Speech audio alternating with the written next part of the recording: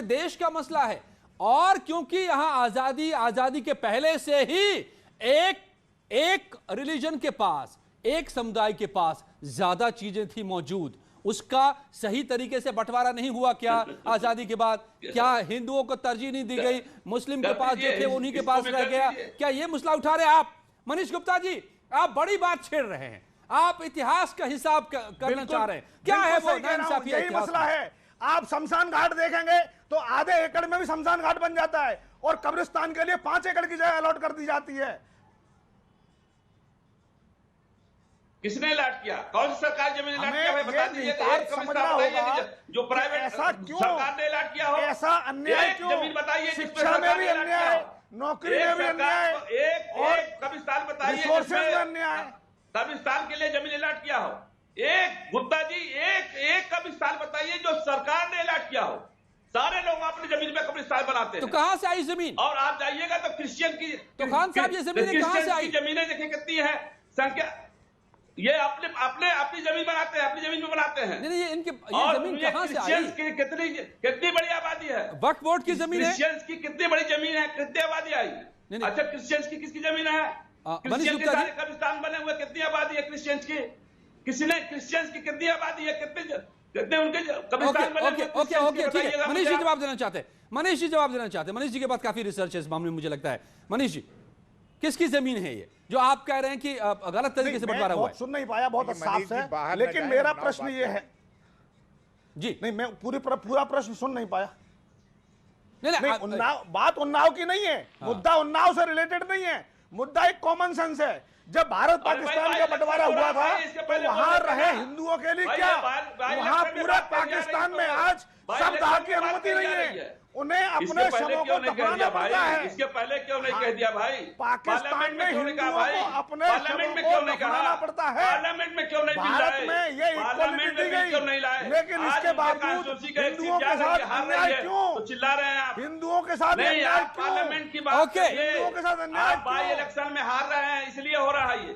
सिराज मेहदी साहब, कांग्रेस के भी नेता है हमारे साथ। बहुत बड़ा मसला। चुनावों का इससे क्या ताल्लुक है? ओके, सिराज मेहदी साहब, कांग्रेस के नेता, बुजुर्ग नेता है, पुराने नेता है, वो तो जानते हैं बंटवारे से लेकर अब तक का हाल तमाम। और आप इन बातों को जो कहना चाह रहे हैं मनीष गुप्ता, कि दरअसल जब हिंदुस्तान आजाद हुआ, हिंदुस्तान बटा, तभी से ये न्याय नहीं हुआ, क्या ये बात सही है? सही बंटवारा नहीं हुआ देश के संसाधनों का? देखिए, कहीं किसी कब्रिस्तान के लिए सरकार ने कोई जमीन नहीं दी।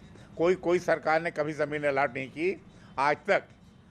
हम लोगों की जो ख़ानदानी ज़मीनें थीं उसी में कब्रिस्तान बना और आज तक कब्रिस्तान चला रहा है। रह गया अभी हरीश जी जो हमारे कह रहे हैं कि ये उनकी बात है, साक्षी महाराज की, ये भारतीय जनता पार्टी का मत नहीं है, तो क्या उनको नोटिस देगी बीजेपी? नोटिस देगी, उनसे जवाब मांगे कि इस तरह के बयान आपने क्यों दिया? और क्या साक्षी महाराज जैसा खान साहब कह रहे हैं उदाहरण देंगे कि हमने अपने क्षेत्र में दो श्मशान घाट बनाए हैं? सिर्फ चुनाव में, उपचुनाव में इस तरह की बात करना ये हिंदुस्तान में कब तक चलेगा? हर चुनाव में, प्रत्येक चुनाव में, पिछले चुनाव में श्मशान का बात उठाई गई। साहब, ये सवाल सबके मन में जरूर उठा दिया है साक्षी महाराज ने। हम उनका स्वागत करेंगे। मेहदी साहब, साक्षी महाराज ने ये सवाल जरूर उठा दिया है उनके इस मुद्दे ने। उदाहरण पेश करें। क्या क्यों ऐसा है कि कब्रिस्तान हर गांव, हर शहर में, मगर शमशान बहुत कम जगहों पर? ऐसा क्यों है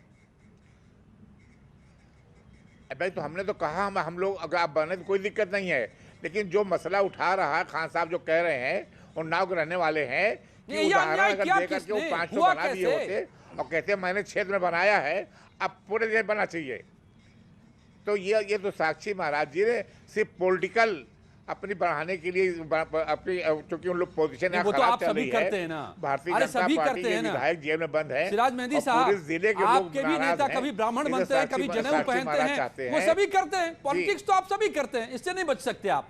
या मनीष गुप्ता जी, ये अन्याय आप ही बता दीजिए भाई, कैसे अन्याय हुआ ये? कोई नहीं कर रहा है, लेकिन क्यों? लेकिन अगर साक्षी महाराज उदाहरण पेश कर देते, मैं ये कहना चाहूंगा कि अगर साक्षी महाराज को पॉलिटिकल मुद्दा बनाना होता तो पॉपुलेशन बिल लाने की बात करते। अगर वो पॉपुलेशन बिल लाने की बात करते तो ये बड़ा मुद्दा होता। कहीं ना कहीं साक्षी महाराज को किसी ने बोला होगा, गांव के लोग पहुंचे होंगे कि साहब हमारे